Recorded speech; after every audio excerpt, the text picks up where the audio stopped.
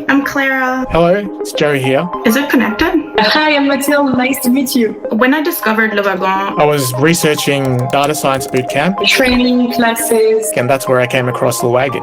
it sounded pretty cool. I just turned 30, I had finished my law degree in Germany. and I was working in the chocolate industry. I was working in a law firm and I didn't enjoy it. I wanted to be able to talk with developers. I didn't want to stay in manufacturing forever.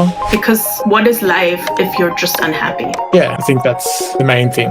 So I quit my job. And that allowed me to join the full-time course. Yeah, it was intense and there's a social component. We helped each other. Now I work at Apple. I'm a software engineer. I'm a data engineer. I co-created an e-commerce website selling farming equipment. I spend my time volunteering at the Good Data Institute. I wanted to have impact on the farming industry. We made a model that allowed people to predict the yields of rice in Vietnam.